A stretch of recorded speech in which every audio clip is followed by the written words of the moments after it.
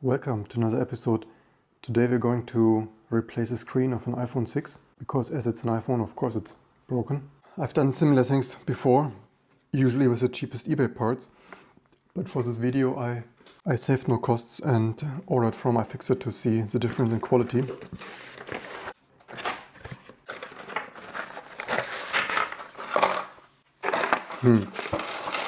So this was flying all around in this package apparently. And as I only had cheap parts, I also ordered the tools just to have more quality tools.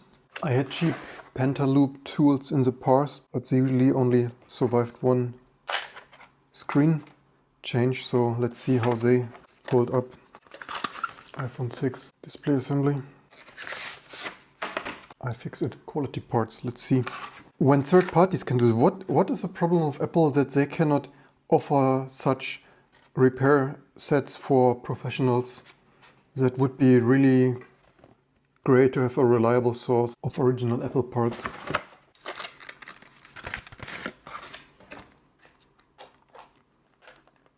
So no manual, that means we need to get a PC to read that for us.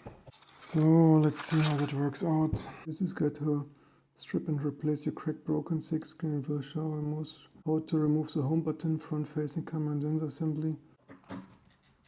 First switch your device off, then Pentaloop. How do these tools work? Really curious how this Pentaloop works out. I hope they last more than one iPhone. Before this is discharged, the battery below can catch fire and explode if accidentally. Remove the 3.6mm Pentaloop screws next to the lightning.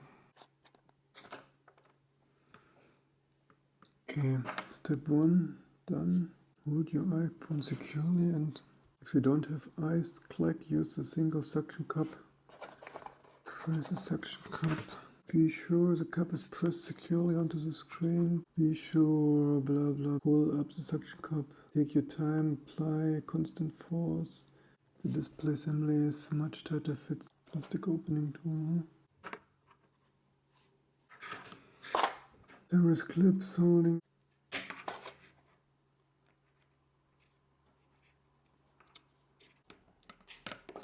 Oh, there was some clip.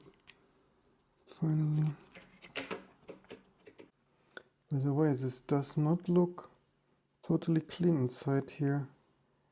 And it was actually never opened. Here are some signs on the parts and this was never opened before.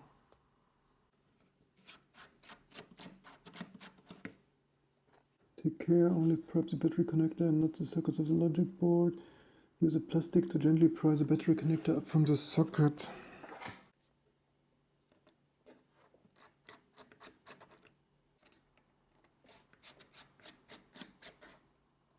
Pry up display connector.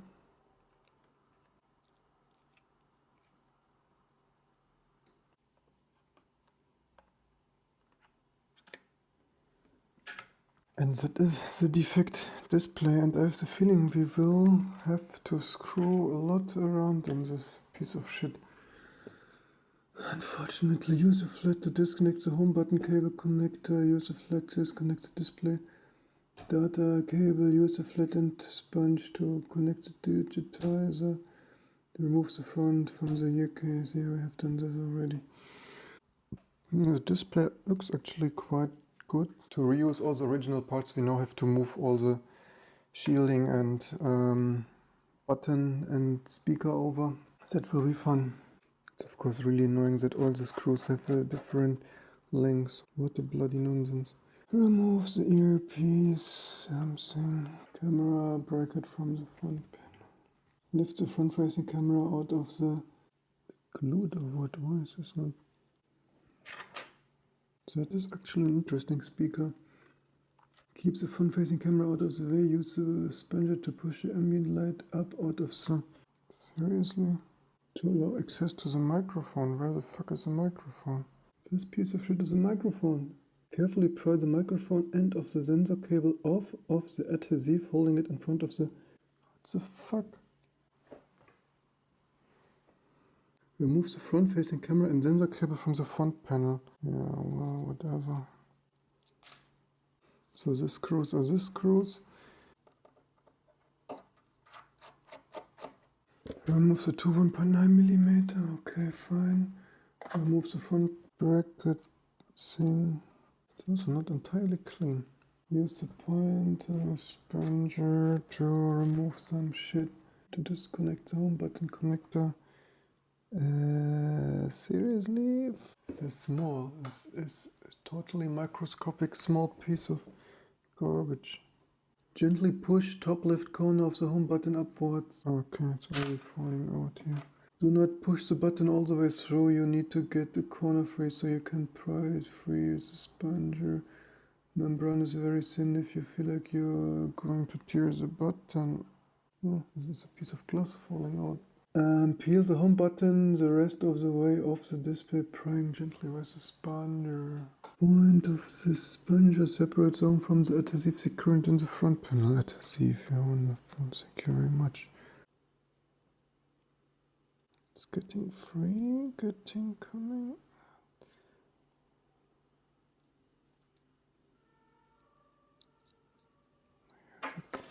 So it survived this piece of shit. Unbelievable. Once all the adhesive has been separated, remove the front button from the front. If you press the broken front panel, there may be glass of any remaining glass. And remove the following Phillips screws. 1 there, 6 there. So this 2,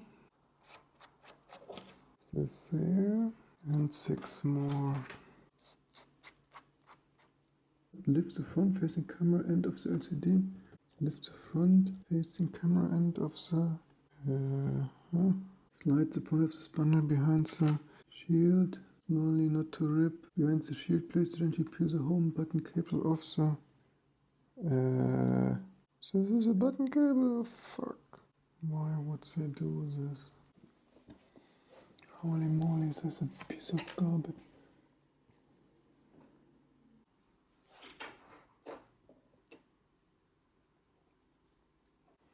What a total piece of shit, unbelievable. This survived this, I don't know. What a bloody piece of filigrane. To reassemble your device, follow these instructions in reverse order. Okay, thank you very much. Looks quite similar, but not 100%ly, just so slightly different. Reverse order. Yes, we don't need to glue this back, do we? There is right now not any glue anyway. Let's hope this piece of shit survives this though.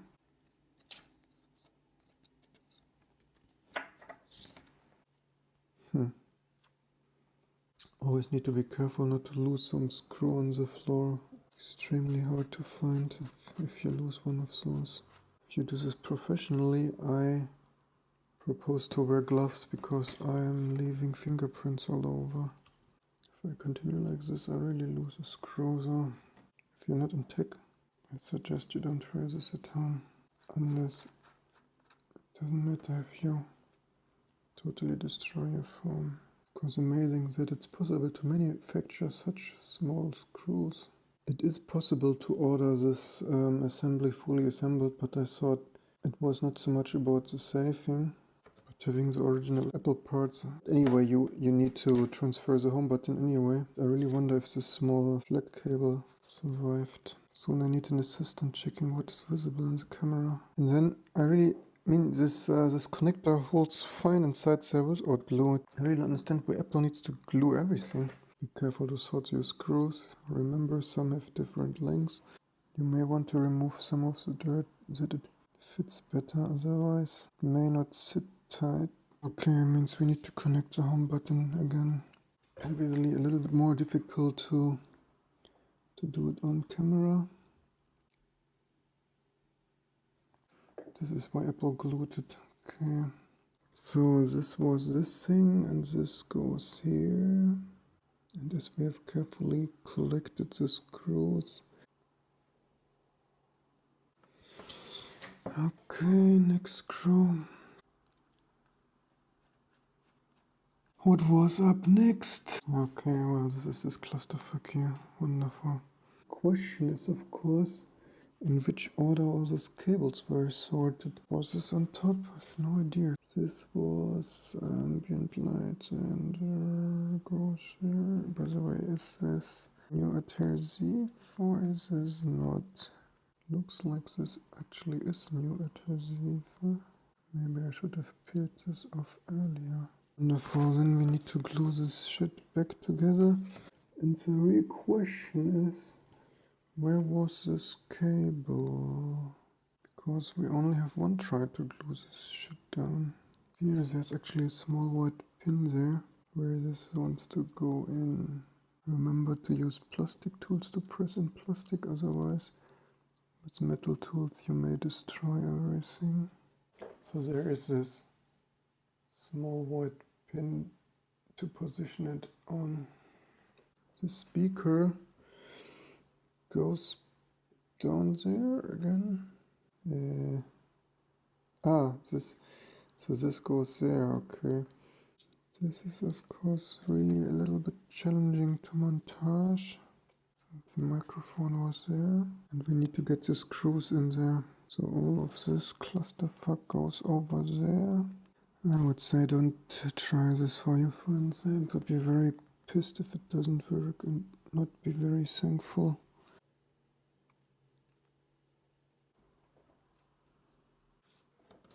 Okay, we have all of this shit assembled together again. So this screw. We sorted all of those back in there. I guess next we should test if it actually works, if we connect all of this. When reconnecting the digitizer cable, do not press the center of the connector, press one end. So this long one, this there, I guess.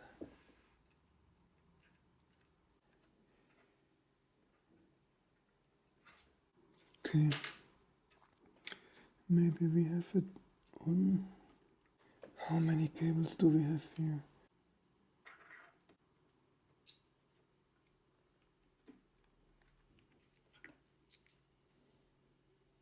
Hey, we have an Apple logo. Oh, but whether everything still works, I have no idea. Because of the home button cable, I had to pry quite a lot. Let's hope we are lucky. Sometimes these flex cables are more filigrane than they look. Okay, passcode is not for you to see. Okay, the home button also still works, surprisingly.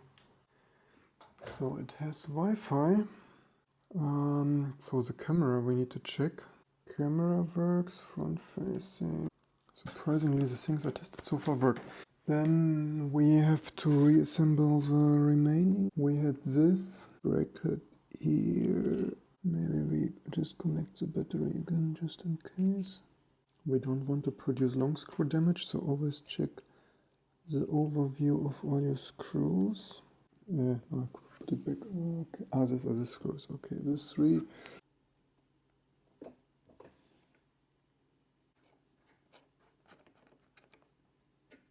And of course, these two screws also different. 3.1. This is short. This is long. 1.7. 3.1.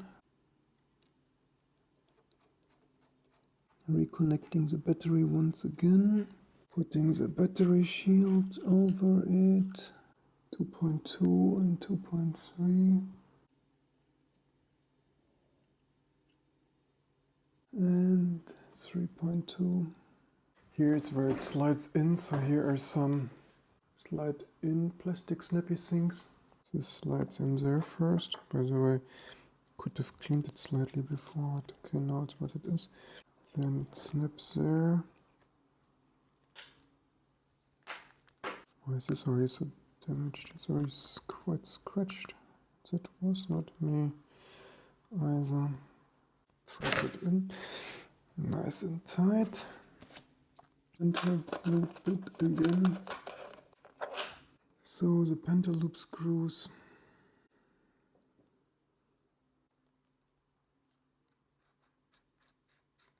And that was the iPhone 6 display repair. Surprisingly enough, so far everything worked. Let's put the stuff back together. That's there, this bit there. This was a complete iPhone 6 display swap with an iFixit part. So far it looks like everything works. How much better the iFixit quality is than no-name eBay stuff, I don't know, maybe it's the same. The tools are quite nice. I hope the Pentaloop screwdriver is usable for some more repairs in the future. So no-name eBay parts usually came with really crappy screwdrivers that were already defect after the first repair. And yeah, I'm surprised the home button works. Maybe we should quickly test the fingerprint reader. Place a finger, it's doing something. So it looks like even the fingerprint reader still works. That was the most fragile part, prying this flex cable out there. I think you need a little bit of repair experience. I don't suggest that you try this at home if you have absolutely zero do-it-yourself experience. I don't want to buy iPhones anymore. First of all, the new ones don't have an headphone jack. And second of all, they are just too fragile. Everything scratches and the glass breaks every now and then. This was actually my first iPhone 6 display swap. So far I only replaced batteries in earlier iPhones or swapped an 4S display or something like this. So this was a genuine first try YouTube experience. I hope you enjoyed it and learned something, and see you next time.